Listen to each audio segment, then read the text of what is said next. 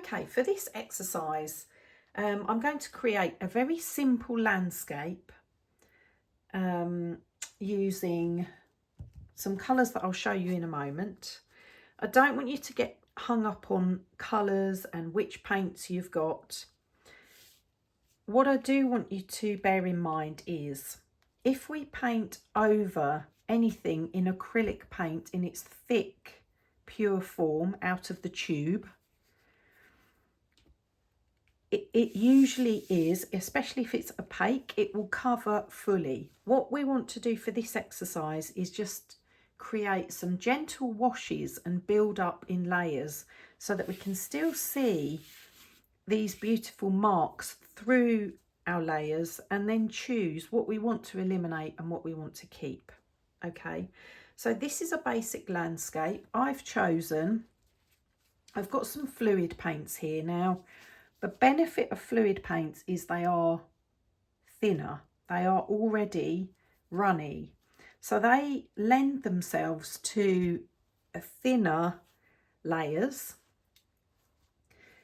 If you don't have fluid paints, don't worry. Not all of mine are fluid, but I'm just using them where I have them. Okay, so I've got a blue, a white, a magenta, a yellow, and I also have chosen a Payne's grey. Now I don't have any Payne's grey paint at the moment, so I'm using an ink, so that gives me an opportunity to show you how to use ink.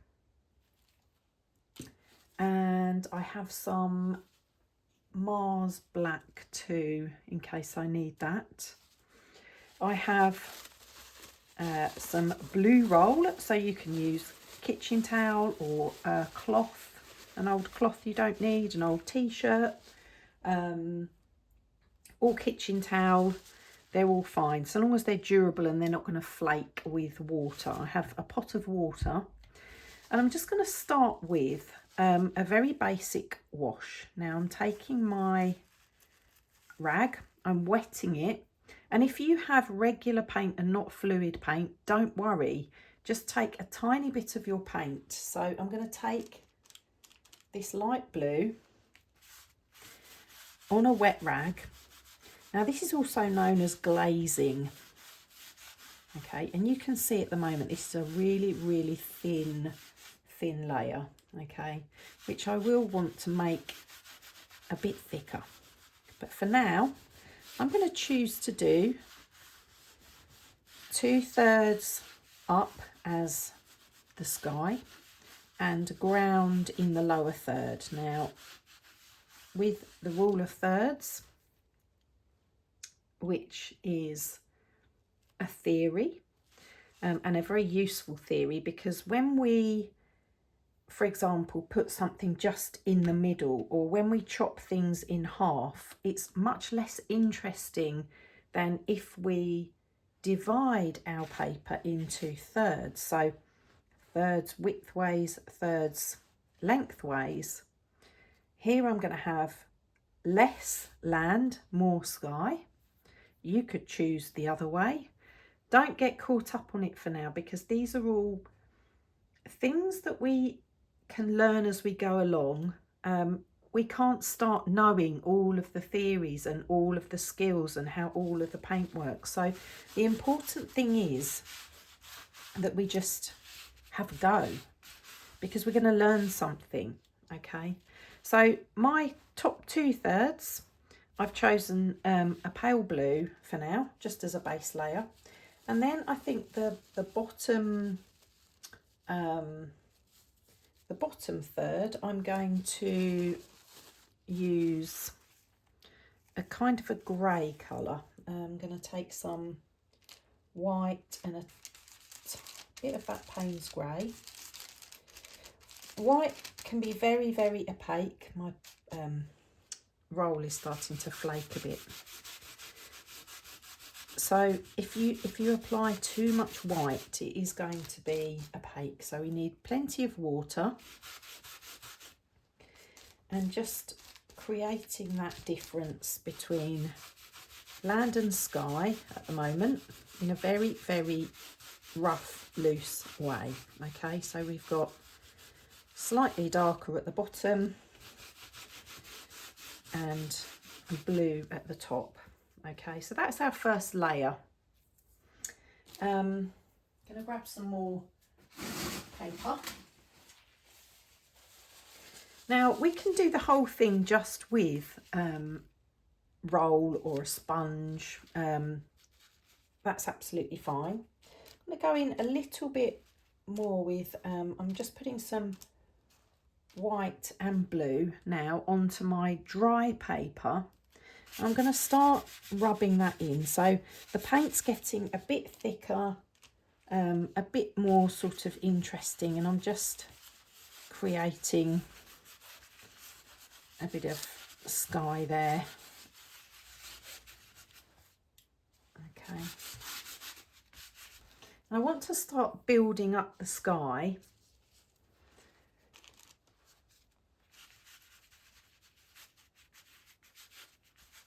But I still want to be able to see those marks behind.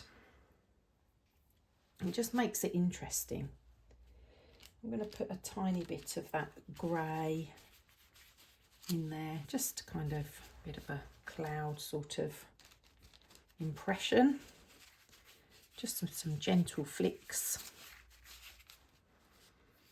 And I'm going to do the next layer now of the ground. Now I think I'm going to come in with a wedge tool, or I could come in with a palette knife. I still want to, whatever I use, I want to keep it wet. So I've mixed up some yellow with a tiny bit of black, real tiny bit, and some white. Now if you add too much black to yellow, you're going to get a khaki green, and I wanted more of a sandy colour, so I've added a tiny bit of magenta to mainly yellow, a tiny bit of black and some white, and I've got this sort of sandy colour here that I'm just going to pull across. Now I'm pulling it across with my palette knife because I want to build this up. At the moment I'm really happy to still see what's underneath and to be able to see what's underneath. Okay, so I'm just making some interesting marks there, but with still being able to see what's underneath. And I'm going to come in lower on the ground with a dark. So I've mixed some Payne's Grey ink with a tiny bit of that light blue, and I'm now just going to pull that across for some foreground.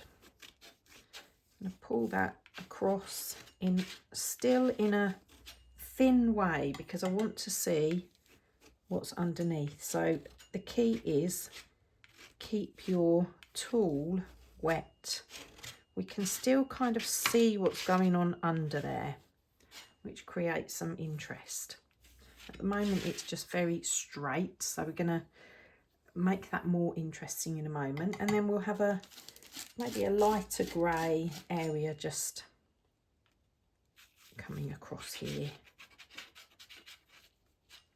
Okay, so we've got some foreground, some middle ground, and we've got our sky. Okay, now I want to make this sky look more like sky now. So I'm going to start applying paint, again quite thinly, but some of it will become more opaque. So I've mixed up some of this light blue with a tiny bit of magenta, which has given me a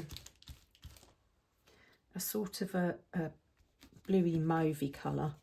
And I'm using a different tool again to get a different type of mark. And it just makes it a bit more interesting, and I'm moving quickly and adding some texture. So I'm going to put a little bit of Payne's grey in there, just moving that around to make some interesting marks. Coming a little bit darker there again as well. Okay. And I can still see these dots, and I like that, and I can still see movement and interest back there in the background. So I think I'm going to take I'm going to keep the top half just using my rag, and I'm going to create some clouds just coming up there, and I'm going to take a tiny bit of that sandy colour, and because we want a bit of whatever's down here, we want also to have up here too. So I'm just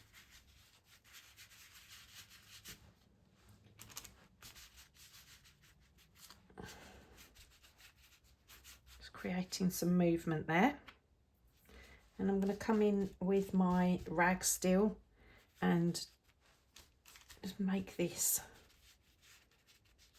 bit of sky a bit darker, because it just creates interest. We don't want just one blue sky. The sky, you know, what we have in our mind as what the sky looks like is very rarely what it actually does look like. If you find that you're losing your marks, you might be happy to lose the marks, but you could just apply some water and let some bits peek through. That makes it interesting for you, then do that. I'm not too bothered, and I want to keep this bit a bit darker, a bit more interesting. And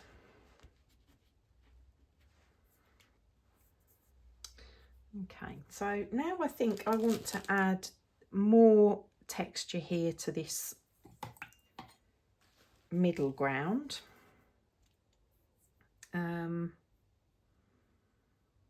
What might I do? So I think I'm going to take just this thicker now with a tiny bit of white and maybe even a tiny touch of magenta just on my palette knife there, and I'm going to drag that through. So I'm just going to drag it through and just make an interesting mark with it. Maybe have a little bit of white highlighted here. I mean, this could be land or sea, it doesn't matter, but it has a horizon line which makes it an abstract sort of land or seascape. And I want this foreground to be quite dark, so I'm going to now add just some black into that Payne's grey, and I'm just going to layer that, just make some interesting marks and have that kind of going up like this.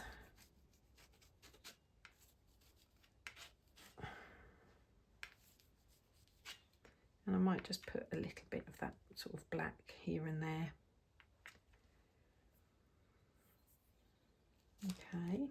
I think I'm going to put some more sort of bit more white sort of cloud here in the sky. A touch of that yellow in the sky. Maybe a tiny touch of that magenta also somewhere, be sort of here.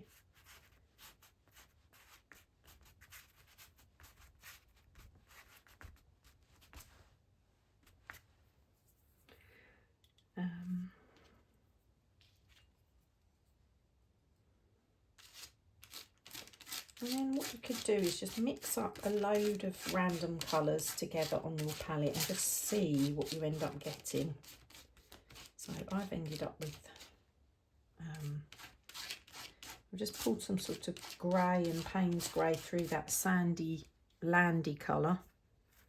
And that will just give another layer of interest, just a bit different. And I think I want to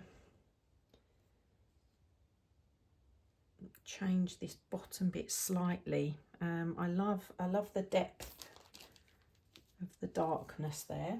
So I'm going to put some more black into the blue and grey. I'm just going to use a very finely sort of pull that down so that it's not just straight across, it just has some interest. Yeah, I think that dark there really works, and I'm going to bring that up a bit so it's not just so straight across. So, yeah, a few bits of a flaky blue roll in there actually, but that will just come out. And I think I'm going to wait for that to dry. But actually, I think that's quite nice for a little sketchbook study. Just going to put some more white in the clouds there. For the sky, it's quite nice to have like diagonal movement rather than straight across, or maybe sort of coming down a bit. That just adds a bit more interest.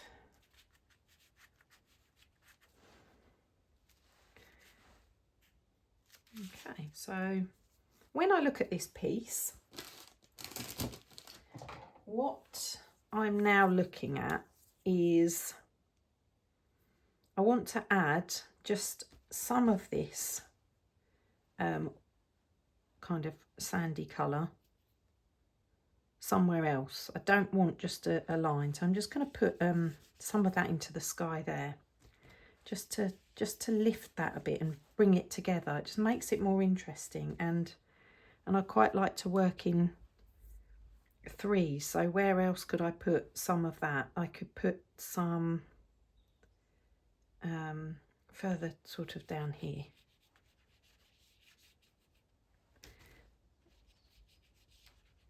So it just becomes, it's kind of harmonising and pulling it together. And I've got this darkness here, and I can take just a bit of that darkness and really water it down and pop that. And I've got some here that's showing through from the previous layer, so that kind of ties it in. So maybe, and I don't want to slap anything in the middle anywhere, so I think I might just put a little bit of kind of dark on that here and blend that in a bit.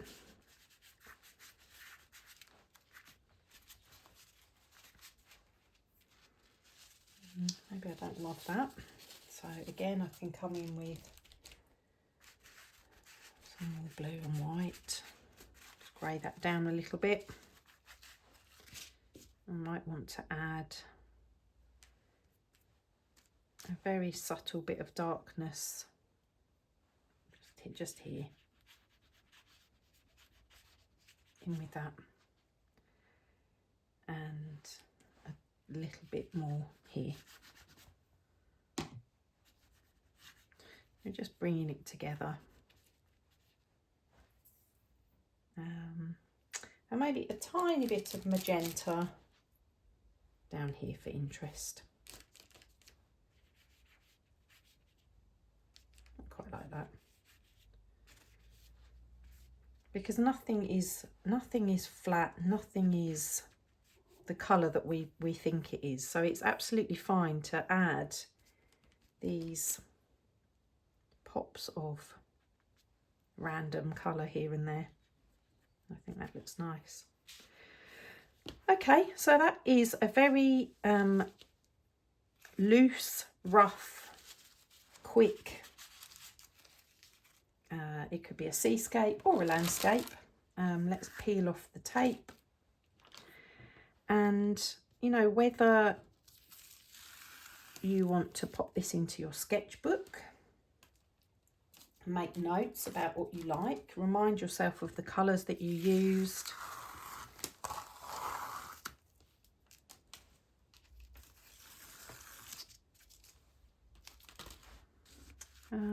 There we have it. What do you think?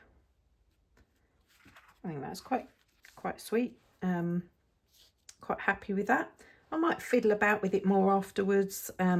We could also get some pastels and make interesting marks afterwards, but I think what we've got here is we've got the initial underlayer with some interesting marks of depth and texture, and then we've created something that we want to see on top of that. Actually, that's a little bit of the original poking through.